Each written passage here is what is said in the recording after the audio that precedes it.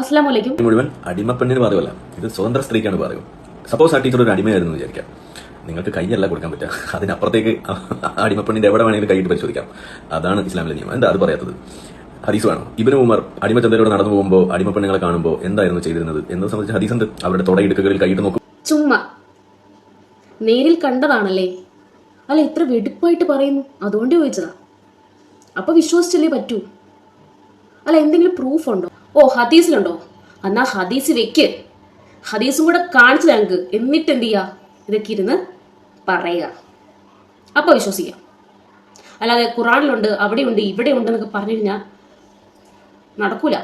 അപ്പോ ഇങ്ങനൊക്കെ പറയുന്ന ടീംസിനോട് എനിക്ക് പറയാനുള്ളത്, നമ്മൾ ഏത് ലോകത്താണ് ജീവിക്കുന്നതെന്ന് അറിയോ? ഒരു വൃത്തികെട്ട ലോകത്താണ്. അക്രമങ്ങളും അനീതികളും നിറഞ്ഞ ലോകത്ത്. സ്ത്രീകളോടും പിഞ്ചു കുഞ്ഞുങ്ങളോടൊക്കെ കാണിക്കുന്ന ക്രൂരതകൾ നമ്മൾ കണ്ടുകൊണ്ടിരിക്കുകയാണേ. അതിനെതിരെ ഒന്നും ആർക്കും ശബ്ദമുയർത്തണ്ട. പഴയ ചരിത്രവും പറഞ്ഞുകൊണ്ടിരിക്കുക. കഷ്ടം. ഇങ്ങനെയുള്ള ടോപ്പിക്കുകളൊക്കെ ഈ സമൂഹത്തിന് നല്ലതാണോ? ഒരിക്കലുമല്ല. ഇതൊക്കെ കേട്ട് കഴിഞ്ഞാൽ എന്ത് അറിവാണ് നിങ്ങൾ ഈ സമൂഹത്തിന് കൊടുക്കുന്നത്? ഓക്കെ, ഖുറാനിൽ എന്താണ് ഈ ഒരു സബ്ജക്റ്റിനെ കുറിച്ച് പറഞ്ഞിരിക്കുന്നത് നമുക്ക് നോക്കാം.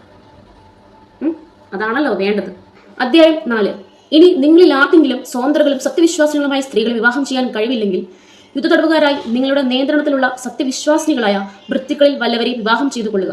അതിൽ അപമാനം ഭാവിക്കുവാൻ യാതൊന്നുമില്ല. നിങ്ങളുടെ വിശ്വാസത്തെക്കുറിച്ച് അള്ളാഹുവിന് നല്ലപോലെ അറിവുണ്ട്. മാനുഷിക ബന്ധം നോക്കുകയാണെങ്കിൽ നിങ്ങളിൽ ചിലരിൽ നിന്ന് ജനിച്ചവരുമാകുന്നു. അതുകൊണ്ട് ആ സ്ത്രീകളുടെ രക്ഷാധികാരികളുടെ അനുമതിയോടുകൂടി അവരെ വിവാഹം ചെയ്തു കൊള്ളുക. ഇതിന്റെ വിശദീകരണം നമുക്ക് നോക്കാം, എന്നാലേ ക്ലിയർ ആവത്തുള്ളൂ.